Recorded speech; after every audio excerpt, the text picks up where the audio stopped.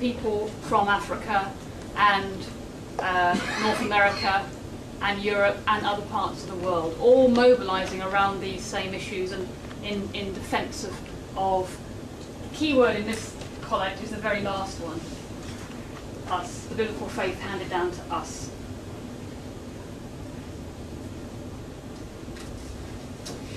My fourth change,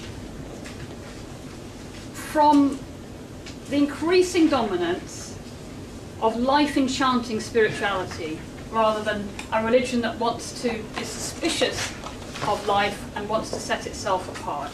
And by life here, I mean life and times, I mean contemporary society and its customs. So this particular kind of society of today. All religion, of course, exists. Religion can be classified on a whole spectrum, from the life enchanting, immersed in life, dealing with people's everyday life concerns, taking you deeper into your life, and world rejecting forms that are saying, let's create a different sort of pure society.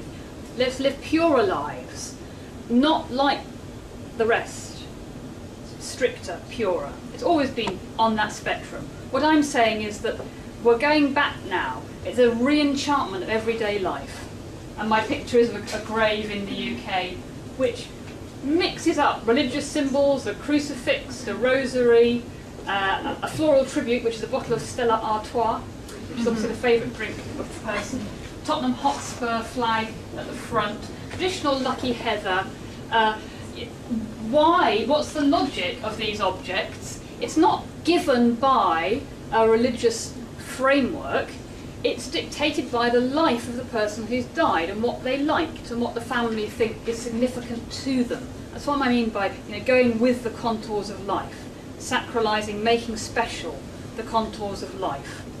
So I think, and as religion comes out of the hold, if you like, of traditional authorities who could control, people return to using it to resource their everyday lives in a plethora of different ways.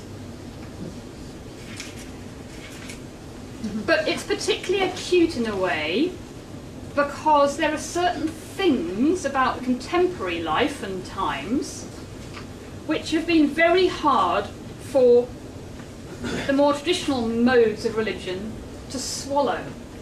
Because they're things that haven't had to be swallowed, some of them, in human history before, like a gender revolution. Also a sexual revolution, the increasing legitimation of all sorts of sexual relationship and activity, and the identities that go with it. The kind of autonomization I talked about, where we increasingly, as both consumers and voters, think that we have a right to decide for ourselves about important matters that affect us. And this is more, perhaps more recent, the decline of mass community and the diversification of identities and classes in societies. If you want a label for all of this, you can call it post-paternalism, where paternalism means both, as I said before, believing that you defer to higher authorities in the living of your life, but specifically, of course, to male authorities, to father figures. Now, religions haven't had to deal with these very acute challenges until very recently. This is also partly why I think the changes we're seeing are so important and far-reaching and so difficult, and in many cases so stalled and leading to so much controversy. There are, of course, many people in religions and many leaders who don't want to swallow these fish bones, and they're sticking in the throat of many people. So it's a contentious time in many religions. And in many cases, particularly in Western countries, but also in some other ones, you have religious leaders not accepting these changes and out of step with where societies are going, but also where young people are going. One of the things that really struck me on the survey I talked about was on issues of personal morality. There's a very significant age divide between over 60 and under 50. And people in their 50s, more mixed. But people under 50, this is just the UK, are overwhelmingly in favour of gay marriage, the current rather liberal legalisation of abortion, and relaxing the law on euthanasia. Overwhelmingly in favour of all those things. People over 60 are hostile to one or two or three of those things, and in many cases, not all, but many cases. It's almost like two moral planets are inhabited by age. This is reflecting in the generations, I think, part of this big social shift. And religion is kind of straddling the two, with leaders being older and more in the other camp, and a disconnect with many young people. I'll forget about that for now. That was Ganesh. That was Ganesh.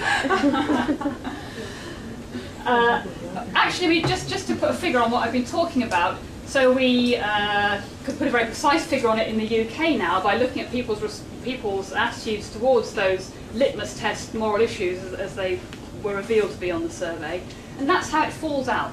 The moral minority who is conservative on issues of sexual morality and euthanasia, 8.5% of the population in Britain, and disproportionately older, the majority is that. Because the minority is very well organised and has a very loud voice, people tend to think it's much, much bigger than it really is. It would be very interesting to do this also in Canada and the USA. Canada, I think, would probably rather like the UK. The USA, you'd expect the moral minority to be bigger, but it calls itself majority. It wouldn't be, even in the USA. It will still be a moral minority, but it sounds louder and bigger than it is. It's got a big roar.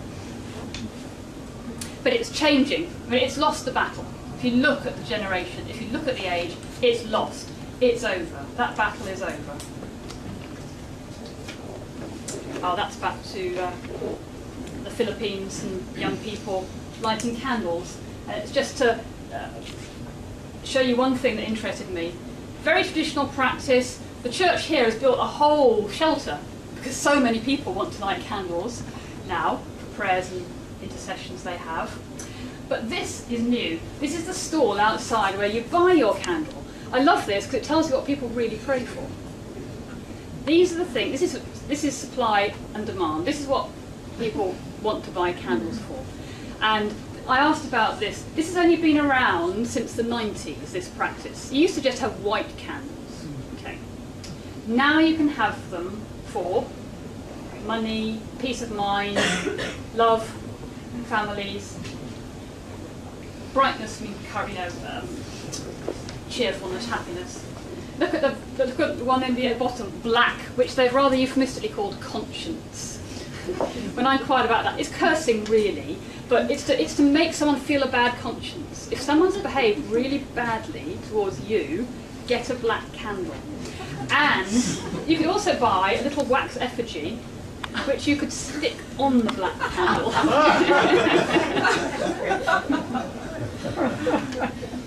And then you offer them, you go and you light the candle and put it in the church. The Catholic Church doesn't approve of this, but it doesn't stop it either. And I've seen this in some New Age places as well. So it's a New Age practice creeping in to traditional Catholicism. So those are my 4 changes. And as you can see, they're not just changes. Only the first one is a real change. I think the other ones are still about coexistence and differing balances of power between the old and the new. And here are 5 reasons why I think it's a bit arbitrary to say 89, but things that have happened since the late 80s that are bringing about increasingly, have caused this tipping point to occur.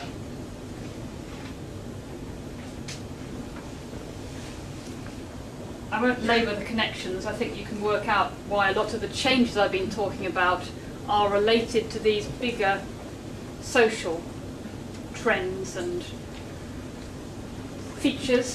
Could you just read the last two lines? Yes, so the last two are the declining power of states and ideologies relative to the market and corporations. And that's, of course, 89, the importance of 89, the fall of the Berlin Wall, the collapse of communism and capitalism as the big ideologies. And with it, the collapse of the kind of political utopianism that thought post-war, these political formations, the nation states, can solve all problems. And politicians and experts together can engineer a sort of earthly paradise. We kind of lost trust in and hope in those possibilities now. States, politicians have less and less power, but the market and corporations have more and more power. And women's empowerment is the last one.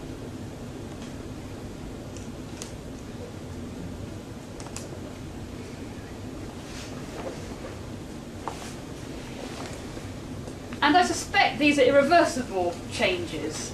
We're in a rather stalled transition at the moment. The institutional forms, of course, institutions don't change quickly, are still very much bound up with the old modes of religion and spirituality, often at odds with where people are, sometimes very uncomfortably. And I think this is why we have so much secularisation in Europe. The institutions have got stuck and people have moved on. And it's also why we have a growth of non-religion and disorganised spirituality in many places. There's often a disjunction, the institutional forms not fitting where people in their lives are, and that's a very uncomfortable situation. And it'll be very interesting to see how it gets resolved and in what ways and by what means in different parts of the world. So even though I'm talking about change, you'll see I'm not talking about change from this to this. I'm saying we're in a rather uncomfortable period of transition and contestation and mixture, and that's why it's very hard for us to get our brains around it, especially if you're sociologists, you like nice neat labels and it's all like this. It's not all like this anymore, it's all rather messy. Let me end there so we can have plenty of time for discussion and questions.